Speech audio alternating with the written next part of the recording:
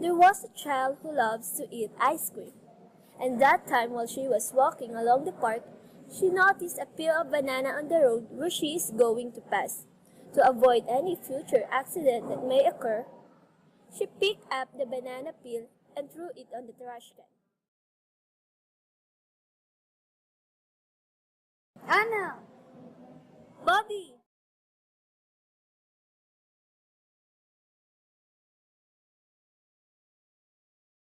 Can I ask you something, buddy? Yes, you may. What is it? How do we able to see, touch, or even hear someone? Did you know that we are created with special senses that help us enjoy the world we live in? Senses? What are the senses? And what are they for? Well, we have 5 senses. Although you aren't aware you have them, you just have used it now. Me? But how? Take a look at this. You use your sense of sight to see where you are going. And when you noticed the peel of banana earlier, you have used your sense of touch to hold your ice cream, sense of taste when you are eating your food, and sense of hearing to hear what I'm trying to say. And sense of smell when you can't help but to smell the garbage beside me. Wow, that's so amazing. I haven't thought something like that would exist. Buddy, can you explain to me more about the senses? How come you know all about these things? Yes, of course. Well, the world of science has an answer for all your questions. Do you want to know more about these senses? Yes! Okay, let's start with the sense of sight.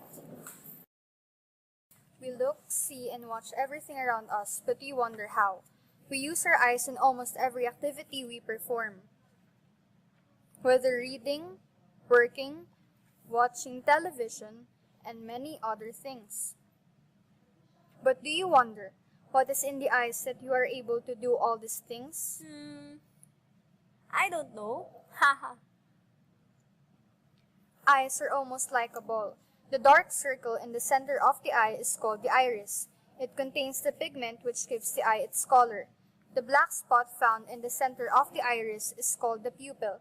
It can be opened wide or narrow that lets just the amount of light to enter our eyes. If it is too bright, the iris will shrink the pupil so that it can only acquire the amount of light needed. The cornea is the outer covering of the eye.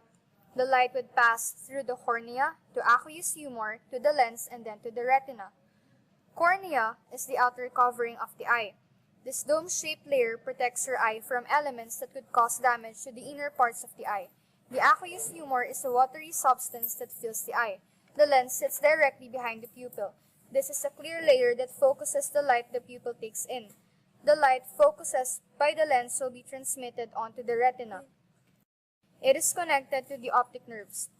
These nerves would take the upside-down images from the retina that will transmit the images to the brain, which must first be inverted so they can be interpreted. The human retina contains 2 types of photoreceptors. Rods contain the visual pigment rhodopsin, which can absorb dim light. Cones contain the visual pigment photopsin, which absorbs bright-colored light. The pupil and the lens keep on adjusting so that we can see the clearest image of what you are looking. But for some, it is not enough. Eye problems like nearsightedness, the inability to focus on distant objects,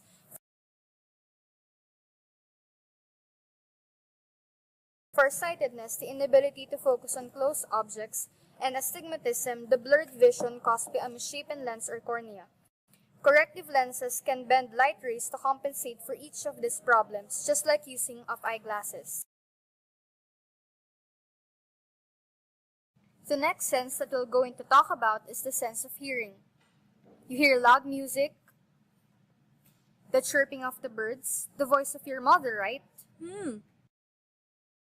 Have you ever wondered how can you possibly hear those things? It is because of our ears. Well, yes, it is because of our ears. But what is in the ears? The ear is composed of the ear canal, the middle ear, and the inner ear. The sound moves in the air freely. When the sound waves enter our ears, it travels inside the ear canal and travel along until they reach the eardrums found in the middle ear, which acts like a real drum.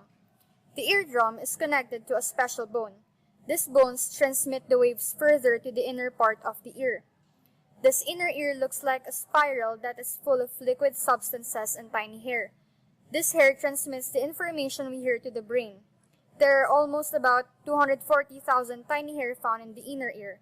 This message is interpreted by the brain as a sound, and that's the reason why we hear it. Ah, these little ears of mine have that big function, huh? Yes, that's right. But other parts of your body also play an important role too. How about we go to the next sense? I know this is your favorite, the sense of taste.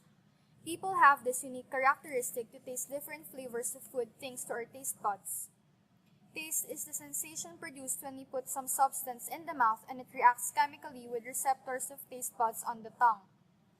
The sensation of taste can be categorized into 5 types: sweetness, saltiness, sourness, bitterness, and umami.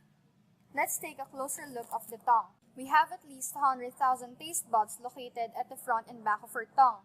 When we eat something, the saliva breaks down the food and our taste buds sense the basic taste.